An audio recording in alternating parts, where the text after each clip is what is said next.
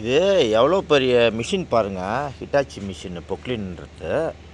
அப்படியே செயின் பயங்கரமான வெயிட்டு, பெரிய ஹெவி வெயிட் மிஷினு. இது வந்து ரொம்ப டைட்டாக இருக்குதுன்ட்டு அந்த இது வந்து செயின் வந்து கொஞ்சோண்டு க்ரீஸ் கழட்டி விட்டால் போதும், செயின் லூஸ் ஆகிடும். வெறும் க்ரீஸினுடைய சப்போர்ட்டில் தான் இவ்வளோ டைட்டாக இருக்குது பாருங்கள்.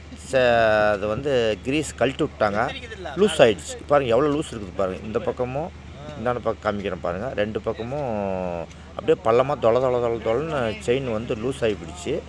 ஆனால் இது வந்து டைட் பண்ணுறது எப்படி டைட் பண்ணுவாங்க பாருங்கள். க்ரீஸ் வச்சு அந்த பாருங்கள் மேடாக இருக்குதா, இந்த பக்கம் பள்ளமாக இருக்குதா, கொலன்னு இருக்குது பாருங்கள். அப்படியே காவடி மாதிரி இருக்குது பார்த்தீங்களா. அது அப்புறம் அந்த பக்கம் லாஸ்ட்டில் பாருங்கள் ரொம்ப பள்ளமாக இருக்குதுங்களா. க்ரீஸ் வச்சு அழுத்துவாங்க. க்ரீஸ் வச்சு அடிக்கி அப்படியே குப்புன்னு இப்போ எவ்வளோ பெரிய செயின் வெயிட்டு.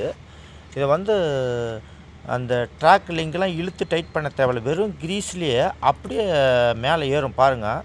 அப்படியே ஒரு நூலும் அப்படியே ஏறுறது தெரியும் பாருங்கள். அப்படியே எம்எம் கணக்கில் எவ்வளோ பெரிய மிஷின். ஒரு சாதாரண க்ரீஸில் வந்து ஹைட்ராலிக் வண்டி இது அப்படியே மேலே ஏறும் பாருங்கள். அந்த கேப் தெரியும் பாருங்கள். அந்த கேப் காமிக்கிறேன் பாருங்கள். அதான் ஒரு நூல் தெரியுது, அதான் ஏறுது பாருங்கள். அதான் ஏறுது பாருங்கள். அவ்வளோ பெரிய செயின் டைட் ஆகுது பாருங்கள். அதான் கேப் தெரியுது பாருங்கள். அதான் எவ்வளோ பெரிய செயின் வந்து வெறும் க்ரீஸ்லேயே வந்து க்ரீஸினுடைய சப்போர்ட்டு தான். அப்படியே வச்சு க்ரீஸ் அடிக்க குப்புன்னு மேலே ஏறும்.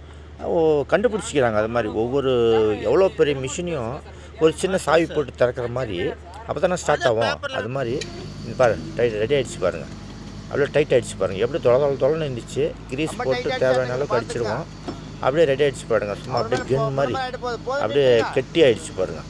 கல்டாதுன்னு வச்சிங்களேன். அது ரொம்ப லூஸாக இருந்துச்சுனாலும் கல்ண்டுப்படும், ஓவர் டைட்டாக இருந்தாலும் கல்ண்டுப்படும். அதிகமாக டைட்டாக இருந்துச்சுன்னா பட்டுன்னு பேர்த்துக்கும், கடை விழுந்துடும்.